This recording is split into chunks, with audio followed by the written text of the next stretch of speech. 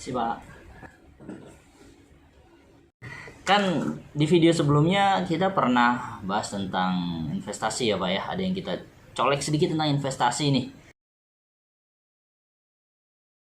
Terima kasih Pak Agung. Jadi saya akan coba jawab gitu ya terkait dengan apa saja sih yang harus kita perhatikan terkait dengan investasi ya, terkait dengan investasi. Tentu saja yang pertama adalah kenali instrumen investasi yang Anda ingin taruh uang Anda di sana gitu ya. Misalkan contoh Anda ingin investasi di emas gitu ya, maka Anda harus kenali investasi emas ini seperti apa. Historical pergerakannya seperti apa. Terus kemudian news-news yang berpengaruh terhadap emas itu seperti apa saja gitu ya, yang berdampak entah itu sentimen positif ataupun sentimen negatif. Kalau Anda ingin investasi di forex pun juga demikian, kenali forex tersebut. Begitu juga kalau Anda ingin masuk di investasi saham, maka Anda juga harus kenali terlebih dahulu tentang saham itu sendiri. Karena kalau kita bicara tentang investasi, tentu saja semuanya memiliki plus dan minusnya. Kemudian yang kedua, kalau Anda ingin investasi maka Anda harus kenali perusahaannya gitu ya. Misalkan contoh gitu ya, kalau Anda mau membeli emas gitu ya, pastikan emasnya itu adalah Antam gitu ya. Atau Anda kalau ternyata ada perusahaan yang mencetak emas sendiri, maka pelajari perusahaan tersebut gitu ya. Begitu juga dengan forex, pastikan kalau Anda membuka gitu ya akun forex, pastikan Anda buka di broker yang terdaftar di Bapepti.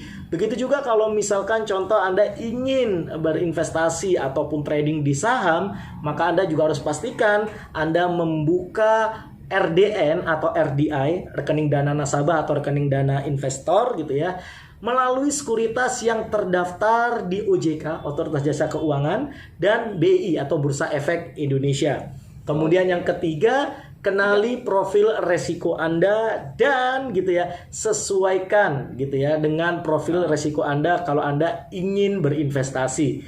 Kalau kita bicara tentang profil resiko, setidaknya kita bagi menjadi 3 gitu ya. Yang pertama adalah orang-orang yang masih sangat hati-hati, sangat prudent terhadap uangnya, takut untuk mengalokasikan uang untuk investasi, masih takut-takut gitu ya, masih ragu-ragu gitu ya. Banyak tuh Pak. Ya betul. Itu masuk ke profil resiko yang konservatif gitu ya.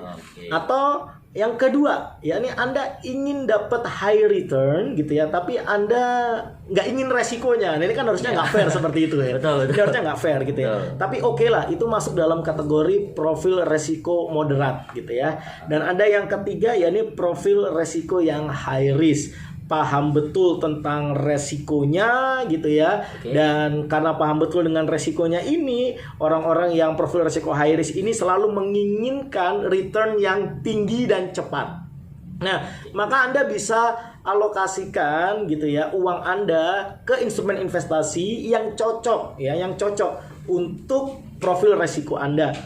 Misalkan contoh, kalau profil resiko Anda adalah high risk gitu ya, maka Anda boleh tuh main-main di cryptocurrency gitu ya. Anda boleh tuh main-main di forex, itu cocok untuk Anda.